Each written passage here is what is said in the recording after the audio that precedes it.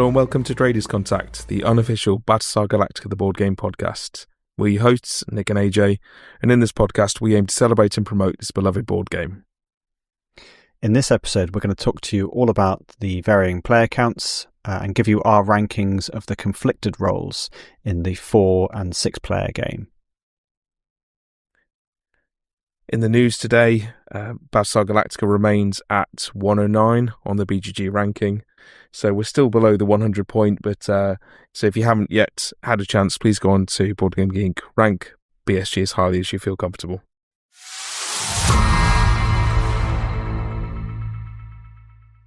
So in the first part of our feature, we're going to talk about the different player counts supported by BSG and its expansions, starting with 1 and going up through 7. So starting with the 1 player count game, this is something that's only available through the official variant rules, and it utilises the base game only. The way that it works is that you'll pick a character to take on, and you'll move around the ship and the locations, but you'll also pick an assist character, and that character will not be on the board, but you'll be able to utilise their once per game ability, and you'll be able to draw one of your skill cards from within their skill set. So you come to rely upon that character. Naturally, because of the spread of skill cards, you'll need the skill card colour you're drawing from them, and their once per game will turn out to be quite critical in most cases. The assist character has their own loyalty deck that's constructed at the start of the game of 6 you are not a Cylon cards and 1 you are a Cylon card. And whenever a heavy raider symbol is revealed, the one of those cards is revealed. If it's a not a Cylon card, nothing happens. But if the assist character turns out to be a Cylon, you can no longer utilise their skill set, you can no longer utilise their once per game ability. So it's very damaging to you when that happens. What will happen at the sleeper phase is if they've not turned into a Cylon, you'll add a number of you are not a Cylon cards from the loyalty deck equal to the number of resources that are in the red. And you'll recognise this mechanic from the way that the sympathiser is dealt with in the base game. So this goes some way to replicating the feeling of having an ally that you cannot completely trust, but obviously does not reflect the full experience of the game at all. I would not choose to go back to the solo game. I've only really played it out of a want to have a completionist view of BSG at all player counts. And you don't have the social aspect that you have with any other player count. What we have seen in the community vote that we recently put out onto Board Game Geek is that this is actually one person's favourite way to play the game. So whoever that is, we can't see your name on the poll, but please do get in contact. We'd love to hear about why playing BSG solo is your favourite way to play. But interestingly, 91.8% of players, according to the survey, avoid playing at single player, and we can understand why. Yeah, I think it makes sense, doesn't it? I mean, the game is about survival and mistrust, and you just don't really capture any of that at one player. Yeah. So the next game variant we're going to talk about is the 2-player game. And this again features in the official rules variant. And in a 2-player game, each player chooses a single character, and it's very vitally important that you obviously select characters without an overlapping skill set so that you have the ability to deal with some of the skill checks that are going to come up. But crucially, in a 2-player game, during setup, loyalty cards are not dealt out. So what this means is that until the sleeper phase, the game is played in an entirely cooperative fashion. You can be reassured that both you and the person you're playing opposite are both humans. At the start of the sleeper phase, you then do create a loyalty deck, and this then obviously changes people's potential allegiances. The deck that you create consists of 1, you are a Cylon card, and 2, you are not a Cylon card. And then you add an additional you are not a Cylon card equal to the number of resources that are half or lower at the sleeper phase. So this means that if you've had a pretty brutal run, if you're low on resources, the game is making it increasingly unlikely that one of you is going to become a Cylon. You then shuffle this deck and deal 1 loyalty card to each player. And it's at that time you work out where people's loyalties lie. So we played the two-player variant specifically for this episode. Neither of us had experienced it before, and yeah, it was really, really tough actually. We were victim to an awful lot of silent attack cards, and really didn't feel that we were going to be able to even get to the sleeper phase, let alone potentially the end of the game. We did struggle through to the sleeper phase. I think we had 2 resources in the red at that time.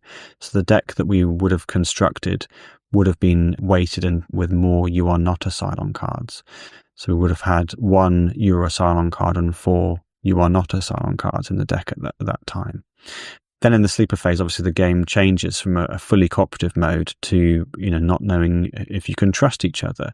And I think AJ made an excellent power play immediately coming out of the sleeper phase, where you managed to seize my title. I think I was the president and you were the admiral. So then you had both titles. And it set up this really interesting sort of, zero-sum game situation where I was like, well, I could retaliate, but we were pretty poor in terms of resources and we still had a long way to go in terms of destination. So rather than just having this continual sort of tit for tat retaliation, I had to kind of just make a leap of faith, I suppose, and put my trust in you that you were potentially a human. And that then paid off. We were both humans in that game. And I think we narrowly squeaked a victory. I enjoyed it more than I thought it would actually at 2 players. Not my preferred game variant by any stretch of the imagination, but yeah, it was a solid evening. I had good fun with it. I was surprised at how well it translated into the 2-player experience, and I did like the mechanism of making it increasingly unlikely to become a Cylon, depending on how badly you'd been doing. I think the feeling of the game may have been worse had one of us turned into a Cylon, but it did give me the opportunity to make an interesting power play. As you mentioned, to grab both the titles to make sure I was in the best possible position post-sleeper. I think the idea of a 2-player social deduction game or a 2-player traitor game has now been done since BSG very well by a game called Mantis Falls. And I think if we were playing 2-player and wanted that BSG experience, I would probably be advocating playing Mantis Falls rather than cracking up BSG and the 2-player rule set. Yeah, absolutely. I mean, Mantis Falls is a much, designed around 2 players, isn't it? It's much, much tighter, more thrilling. There's much more jeopardy in that game, isn't there? And so interestingly, 2 players is no one's favourite variant for no one's favourite player count for BSG. And again, 91.8% of players completely avoid it. And honestly, even though we did enjoy it, I think we probably would avoid it in the future. Yeah, I think, as I think have said previously, I think if you're having a 2-player game night, there's just far better 2-player game experiences out there. So next up, let's talk about 3 players. This is the lowest player count that's offered in the base game. The standard way to play is with 1 Cylon card in the deck. So unless we're playing with any of the characters that require additional cards, we're talking about 1 Cylon card and 5 not-Cylon cards. Eventually what that'll mean is that one of the 3 players will be a Cylon, so we could say that the Cylon team is 33.3% of the players. There's a positive to the 3-player game, and that's that you get a lot of turns. So you don't worry about putting more cards into a skill check because you know your skill card's going to be refreshed quite quickly, and you feel like you have a bit more agency for that reason. But there are some negatives to the 3-player game, such as one player can end up with perfect information. So, for example, using Gaius Baltar's once per game ability to look at another player's loyalty cards, that player can determine exactly the loyalty of the other 2 players post-sleeper phase.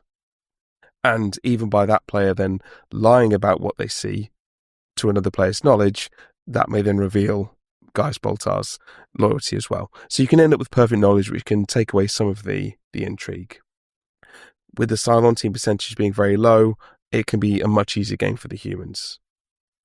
And the final thing is that because of the character selection rules, wherein each player will only be able to pick from military leader, political leader, or pilot from the most populated column, or the support character, what it means is that in a 3-player game, there is no competition for titles during character selection.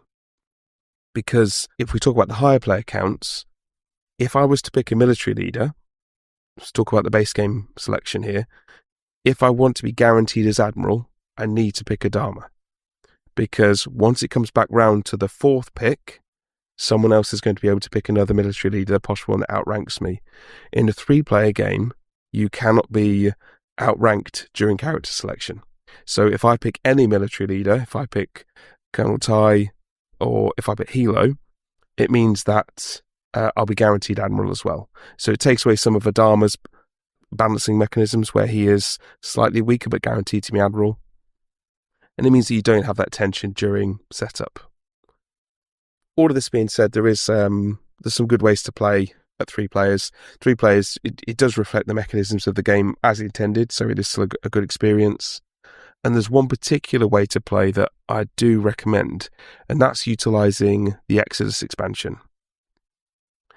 So the Exodus expansion brings in an extra loyalty card that always sits outside of the ones selected by the players. There's always one excess, meaning that you can never gain perfect knowledge of exactly what cards are out, or at least it's much more difficult to.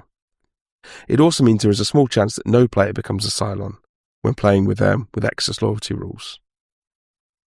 I'd also advocate, if we're playing with Exodus at 3 players, putting in all of the modules. So adding in the Cylon fleet boards, adding in the final 5 and the personal goals, even the Ionian Nebula, because I think it enriches the 3-player experience. Particularly if we talk about the final 5, and makes loyalty checking much more risky. So the final 5 are an additional set of loyalty cards that, if inspected, will have a negative impact, such as executing the player who looked at them. So it means that players will be much more hesitant to inspect each other's cards. Titles are going to be evenly distributed, most likely, because you have 3 titles now in Exodus. You've got, once we're playing the Cylon fleet board, we've got the Admiral, we've got the President, and we've now got the CAG, meaning that everyone will usually end up with 1, unless someone picks Kali, which is going to be a popular choice from playing Exodus, of course. The CAG title also allows for activation of Vipers if the sole pilot is revealed as a Cylon, so it'll help balance the game out a little bit if we lose the pilot. The CAG title will revert to the human players. And there's also good reasons that this is a good player count to experience Exodus, because things like the personal goals, which get completely out of hand at high player counts, are much more in control at 3 players. I mean, if you look at a high player count, 6 or 7, and you're playing with personal goals, there's a good chance that at the end of the game, you'll reveal any unresolved ones, and you could lose 3 or 4 resources. In a 3-player game, you're probably going to lose 1, if there's any left unresolved. What I also like about utilising the Ionian Nebula objective with 3 players is the allies keep the board busy, so you still feel like Galactica is populated by people, even though there's only 3 of you actually under human control. And also because the Cylon fleet board is begging for actions from the pilots, you've got more turns. You don't necessarily begrudge spending your turn executive ordering a pilot, whereas in a high player game you might begrudge that. It's a bit more difficult for human players to win in a full Exodus setup, but that kind of compensates for the lower Cylon team percentage that you find at 3 players. So that's a long-winded way of saying that if you do want to play at 3 players, Exodus all in, I think might be a good way of doing so. In the community poll that we put out, 3 players was no one's favourite, which is unsurprising. There's better ways to play. And 72.1% of players actually avoid playing at 3 players at all. So I think in talking about a 4-player game, we have to recognise that the game is optimised for 5 players. At 5 players, you typically expect there to be 40% makeup of Cylons and a 60% makeup of humans. And to pull the game off at 4 players, the game has to make some compromises to achieve that. One of the ways you can do this is to play with 1 Cylon card in the deck and 1 conflicted role. The various expansions change this up, but in the base game you start off as a sympathizer. Now, the sympathizer is effectively a human who is sympathetic to the Cylon cause, or a Cylon that is sympathetic to the human cause. And the way it does that is that when you draw the Eurosympathizer card, it examines the game state and sees is there any resource in the red. resource in the red would indicate that the humans are having a bit of a rough time. And if that is the case, then the Euro Sympathizer card will allow you to be a human, but you're in the brig. So it's an additional challenge for the humans to overcome. However, if there are no resources in the red, then you are a revealed, albeit a diminished or a weakened Cylon, in so much as that you don't draw a Super Crisis card and you're unable to activate the Cylon fleet location. And we'll talk later about how the other expansions approach this conflicted role, replacing the Sympathizer with other titles instead. Some players don't like the dynamics that the Sympathizer role introduces, and you can also play the no Sympathizer variant. In the no Sympathizer variant, there's only one Euro Cylon card in the loyalty deck, so you have a lone Cylon game, essentially, which naturally makes the game easier for humans to win. So to try and balance this out, the humans begin with less resources, and once you have a revealed Cylon, they may draw 3 skill cards over the usual 2 they're allowed to draw. I think there's a number of positives to playing at 4 players. You have a good amount of turns. You're not waiting too long for your turn to come around. Your actions don't feel entirely critical. But there's enough players around the table to keep that mystery, intrigue, and paranoia engine going. The negative is that there's only one Cylon, so there's no abilities for the Cylons to conspire or to have sort of 2 Cylons on consecutive turns, and the conflicted role doesn't really make up for having 2 fully fledged Cylons. One of the ways that you can overcome some of the shortfalls of a 4-player game is to play it with the Daybreak module Search for Home. So in Search for Home, you're going for the destination of Earth, which is actually a 10 distance jump required. And this further distance helps to compensate for the kind of slightly easier time the humans are having, especially when you introduce the Daybreak loyalty card, the Mutineer. So the Mutineer loyalty card is Daybreak's answer to the Sympathizer. If you draw the Euro Mutineer loyalty card, you have to immediately reveal it. In doing so, you lose all your titles. You have to give them away to the next people in the line of succession, and you immediately draw a mutiny card. However, after that, you then draw a subsequent loyalty card. So in addition to the Mutineer loyalty card, you then have to draw another loyalty card. And this provides a real dilemma for the human team, in that they know there's a mutineer in their midst, but they're not actually entirely sure what is motivating their rebellion. Are they a human who has different ideas for the direction the fleet should be taking, or are they an unrevealed and underhanded Cylon with another hidden agenda? Unique to the Mutineer is that they are able to hold 3 mutiny cards before they become brigged, rather than the usual 2. And this opens up different play options.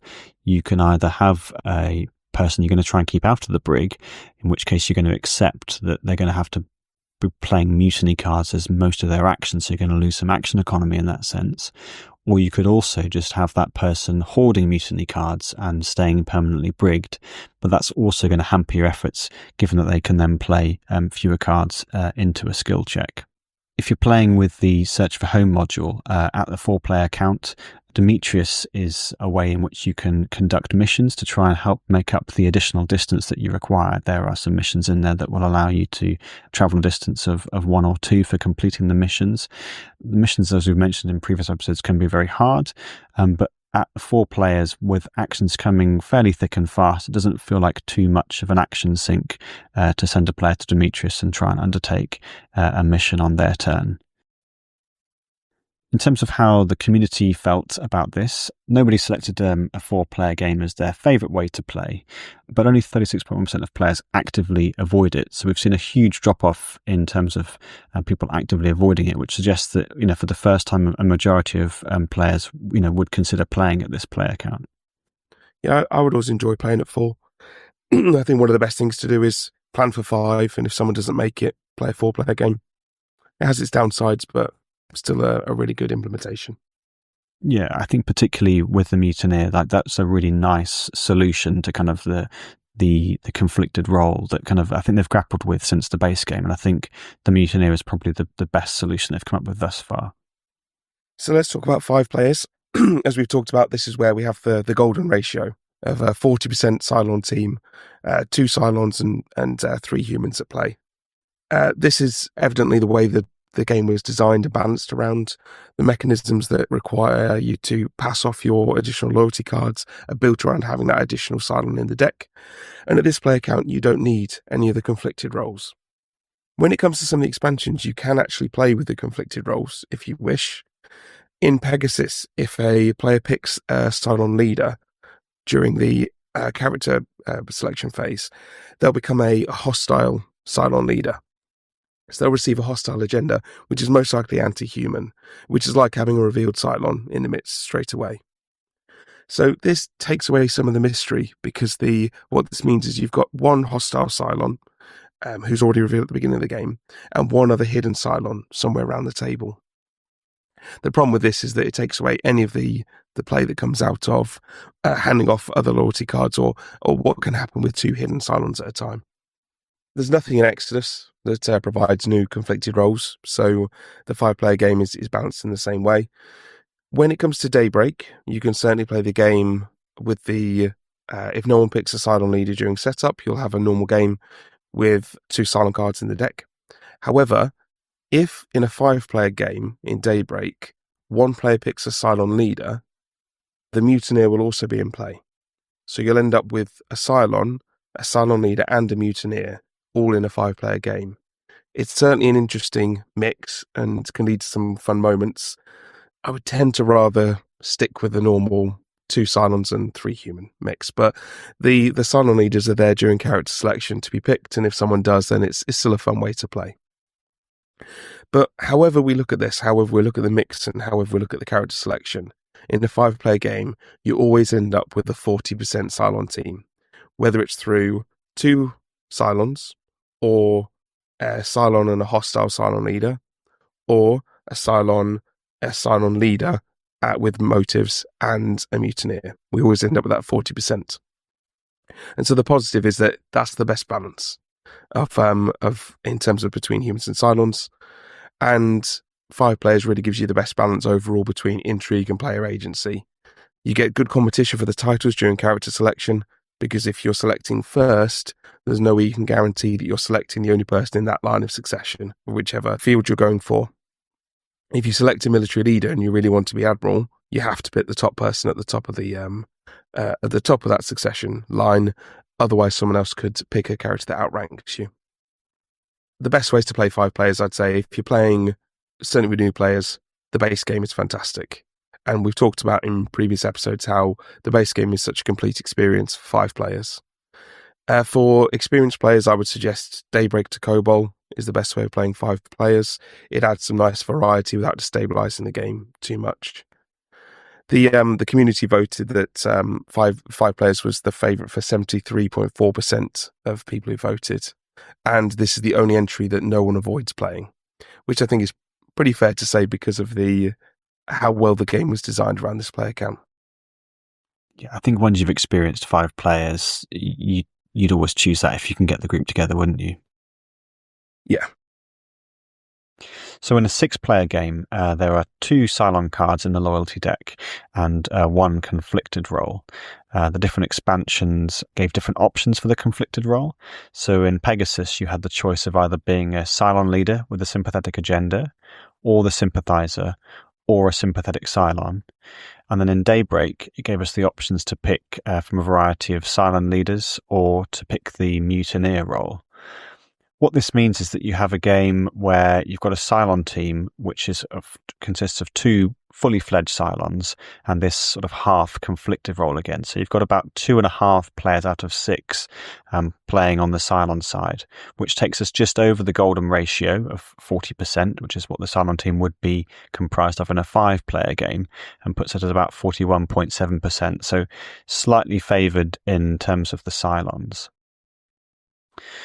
Still a really good game at a 6-player count, but it can feel that actions and skill card draws are very spaced out. So, I mean, technically, if you break it down, the amount of cards that you're going to draw compared to the amount of crisis cards you're going to have to encounter, the amount of crisis skill checks you're going to encounter, the balance is going to be the same. but often the game will throw other things in your way. There might be brig checks you have to overcome. And just because of the way that play the game, sometimes you might want to all in for a skill check. And of course, if you do commit heavily into a skill check, putting lots of skill cards in, it takes a very long time for your skill card draw to come around. And that can be an awful lot of turns where you really can't contribute very much at all.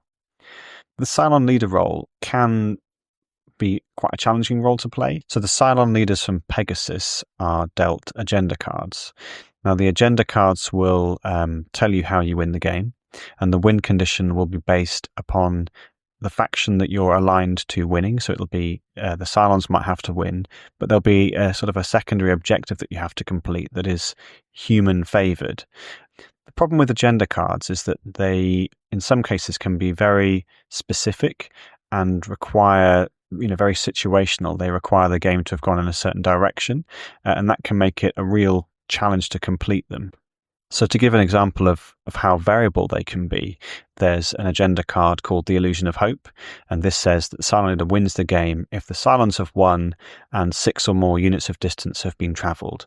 And this, makes sense as an agenda because, you want the Cylons to win, but the humans obviously are going to be trying to travel distance, so that's a situation that's likely to occur. One that may be harder to engineer and harder to achieve is a card called Siege Warfare.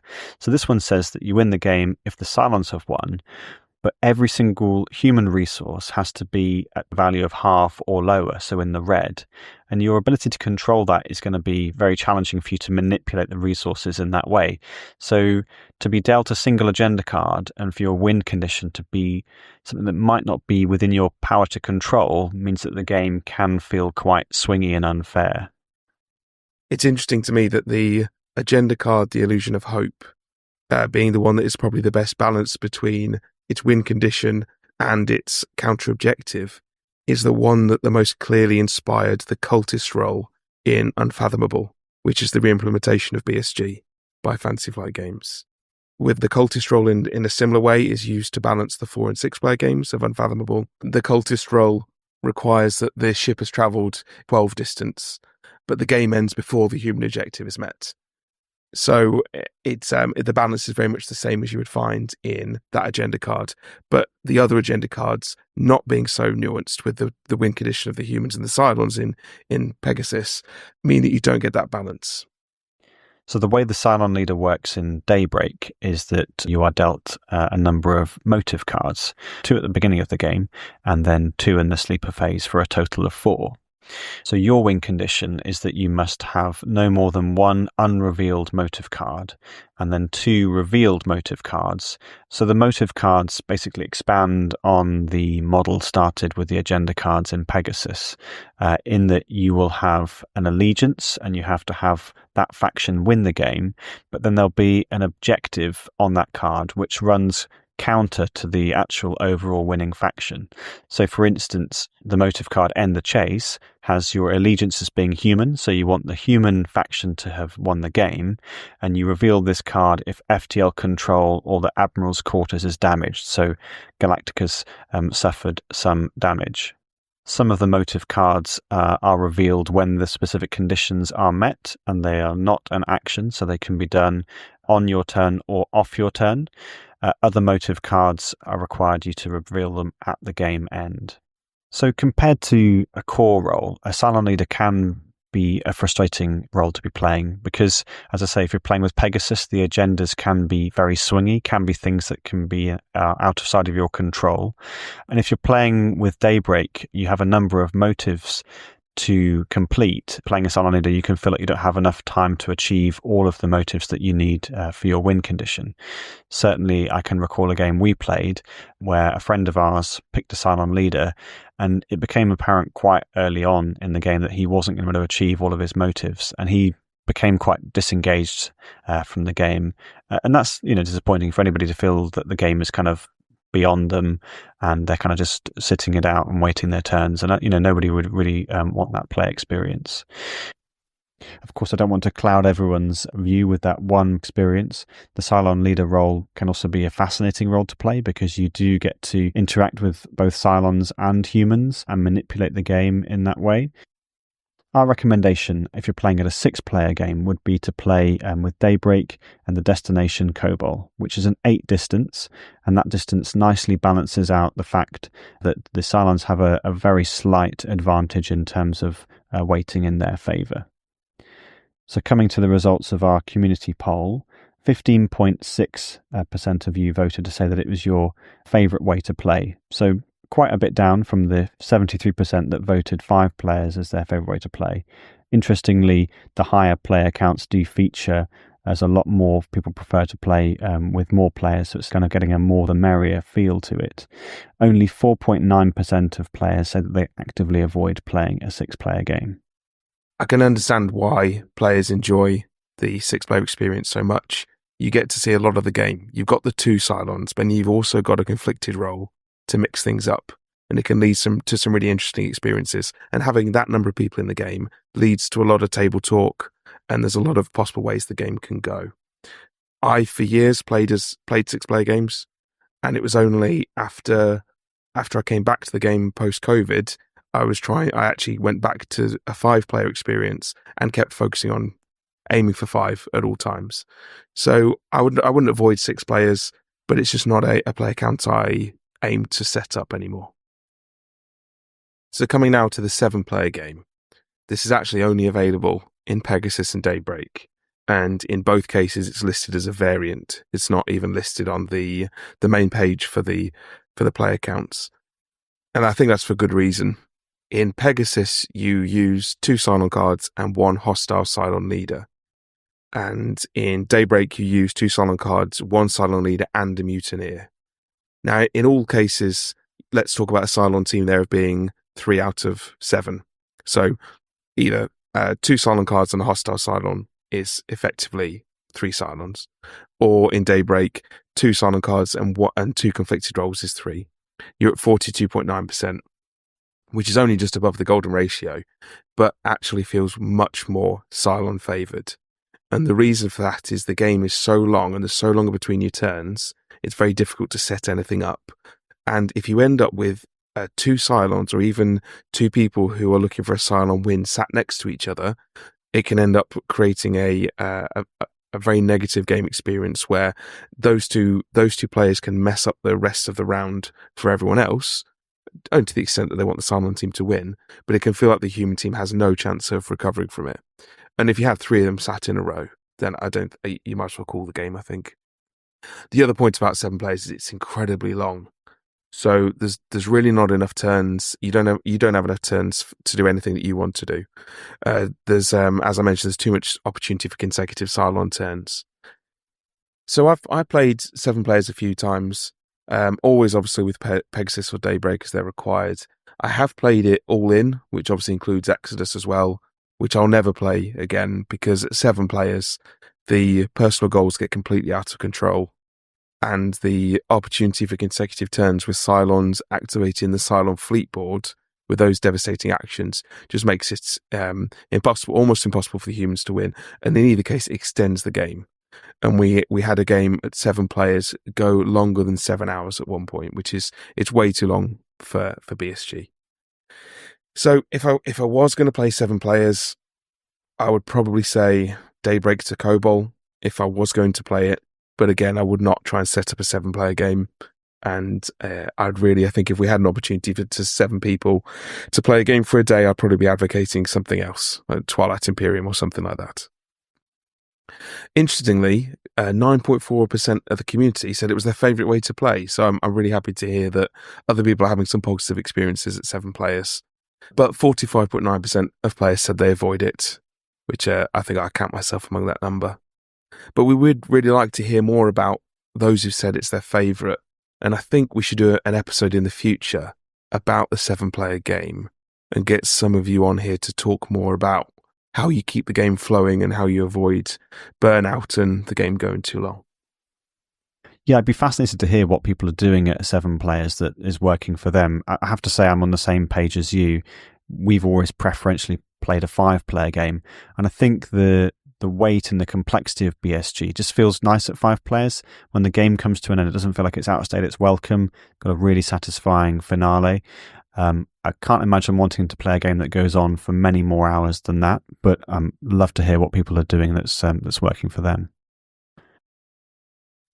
So many people are kind enough on the BGG server that we put up to add some specific feedback in the form of posts, and some of them raised some really good points. Matthew mentioned that he prefers the game the more the merrier, so he's actually one of the people who's advocating the 7-player game, and he wouldn't play less than 5. But he raises an interesting point about conflicted roles being too swingy at lower player counts, because the game can be decided by the loyalty of the conflicted role. So he prefers the higher player counts because it dampens the influence of that conflicted role, which I think is a really interesting point. I can imagine that especially being the case with a Pegasus Cylon leader in a 4-player game, which could end up completely swinging the objective of the team. So Hatel says that he'll only play the game at 5 or 6 players. That he used to play at 6 players pretty frequently as he let it play in with a bigger group, but he's come around to the idea that basically the 5-player game is a lot tighter, and I think that kind of chimes with our experience of the game as well. Zach Mondial commented to say that he enjoys the game at anywhere between 3 players and 7 players, although he does slightly prefer 5 players, but only just. He doesn't feel that it's significantly better at the 5-player count. This is in contrast to Kay, who said that he plays 5 players only, unless he feels like messing about with some of the Cylon leaders. And Claudio Estrugo says that he only has the base game. So for him, he plays at 5 players or nothing. So somebody that obviously feels very strongly that the compromises that the sympathizer introduces are just too much and not compromises he's willing to accept. I think it's also worth touching on the wider community ranking that's available on BGG. Our survey was based on the availability of all expansions, but actually Board Game Geek allows each expansion to be ranked individually by the community for what player counts are considered the best. And I mean, the base game has over 1,000 votes, so it's quite interesting to see what preferences are at that level of exposure. The base game comes out at best 5 players with 4 and 6 recommended.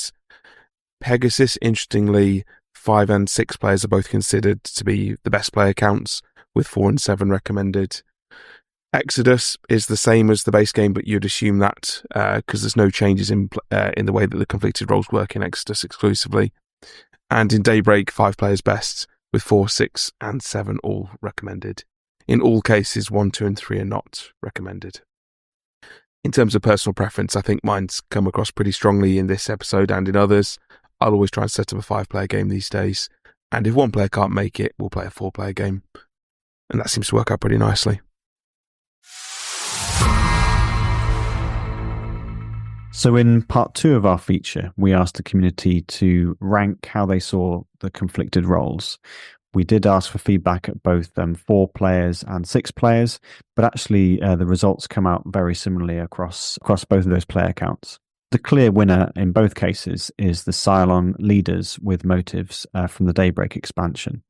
Coming in at number 2 in both cases was the Mutineer from Daybreak, and then basically the 3rd place onwards becomes fairly evenly split across the board. It's at 3rd place that we start to see the no sympathizer rule becoming a preference. Although at 4 players that was joint with the sympathizer from the base game, along with the no sympathizer rule, and then the other roles, the sympathetic Cylon and the Cylon leaders with agendas were below that in both cases.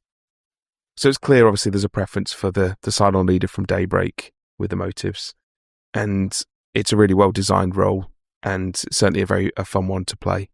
Although having a few downsides that, as we've mentioned.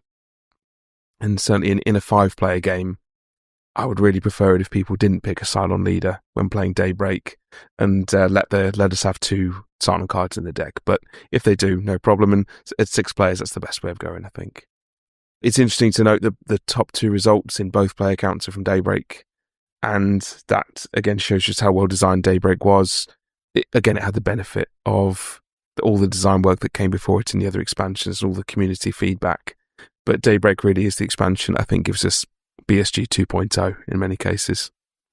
What I was expecting to see is the base game sympathizer coming out at the very bottom, which wasn't the case. It was almost joint with the no sympathiser rule in some cases. That was interesting. It's probably not as widely hated as as we once thought, but certainly it's one of the weakest of the conflicted roles, especially with Daybreak being available. So we also had some really good commentary from the community about their thoughts on the conflicted role. So Matthew wrote to say that he actively avoids playing the sympathiser from the base game, as he feels it's far too straightforward, because the sympathiser player in that case, when they're dealt the card in sleeper phase, has to immediately reveal it, and taking away any secrecy. And certainly if you've only got 4 players around the table and somebody has revealed their loyalty and then determined which way it goes, some of the secrecy and the intrigue is immediately lost. He also feels that the sympathiser role is far too easy to manipulate, so the human team can intentionally force one resource to go into the red zone in order that when the sympathiser comes out during sleeper phase, they will be a human player who is sent to the brig, which is something that is relatively easy to overcome. He feels impartial about the other variants, sympathetic Cylons, mutineers, Cylons with agendas, or Cylons with motives, and as they all have various pros and cons, but his preference is the mutineer and the Cylon players with motives, since they give players taking on these roles much more agency and ability, I guess, to control their own destiny, as opposed to the sympathetic Cylon or Cylons playing with agendas. And Haytil also picks up the point that the sympathiser is too easy to game, which I think we see pretty consistently. He mentioned that Cylon leaders add intrigue, but can be swingy. And he raises really interesting points actually about the mutineer, about it not having much impact, and isn't really a balancing mechanism if you looked at a 6-player game with 4 humans and 2 Cylons to have a mutineer. And Robert also picks up on the point, which I think is really interesting. He says that the real balancing element of a mutineer is that you've got one player who is very likely to be sent to the brig because they're going to be drawing mutiny cards on their turn whenever we see a jump icon, meaning that we might have a player sat in the brig for the entirety of the game with the only useful thing they can do being playing mutiny cards or utilising the one skill card they can contribute to a check. And on the balance, this is also a good sink for mutiny cards whenever you're forced to give a human player a mutiny card. It's a really interesting way of looking at that role and the way it can play. Finally, Akmundial writes to say that another real negative and frustrating downside of being the mutineer is that you lose your titles when you reveal it. So as a stroke of fate, as a bit of bad luck, you were dealt the mutineer card, you may have very carefully selected a character who is very high in terms of line of succession. You may have selected William Adama, who you could argue is slightly underpowered in terms of his pure character abilities, but this is counterbalanced by the fact that he is first in line of succession for the Admiral titles, at least if you're not playing with the Pegasus expansion. So it can be very frustrating to have chosen somebody going with a specific role, be it Admiral or President, to then immediately lose them before the game has even started. Yeah, that's part of where the game happens, is during character selection. So if you've gone through that process and lose it just by the bad draw of drawing an early mutineer, that can be very frustrating.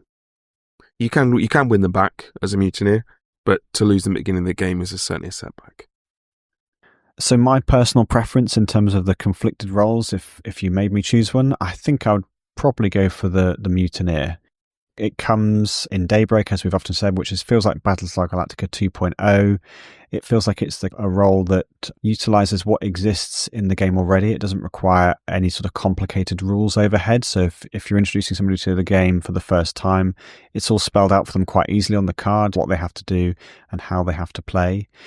And I think both the 4-player and the 6-player game, particularly in the 6-player game, which can be really quite challenging for the humans to win when you've already got 2 Cylons in the game, the mutineer role feels like a drag shoot to the human team rather than being a huge boon or a huge buff for the Cylon team.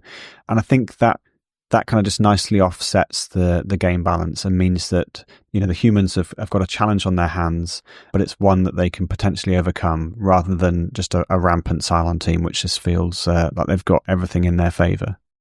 Yeah, I think I'd always make everything's available in the Daybreak setup anyway, which is my preferred expansion setup. And if I'm honest, in a 5-player game, I prefer it if someone didn't pick a Cylon leader, so the mutineer is so that we play with 2 Cylons. But if they do, then you get both. In a 4 and 6-player game, Mutiny would be my preference. But if someone picks Asylum Leader, no problem. But yeah, Mutiny is my favourite. So if you've got this far, then thank you so much for listening. And we want to give a particularly big thank you to the community for their taking the time to respond to our polls and adding their comments on the Board Game Geek thread.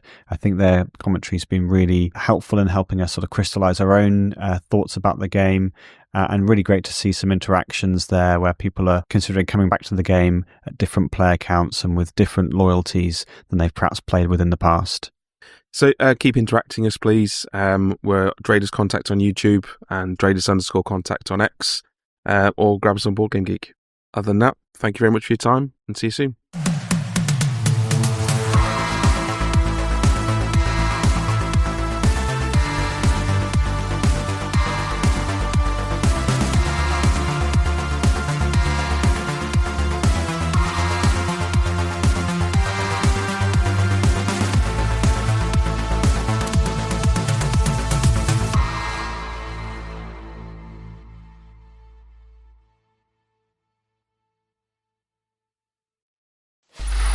Free audio post-production by alphonic.com.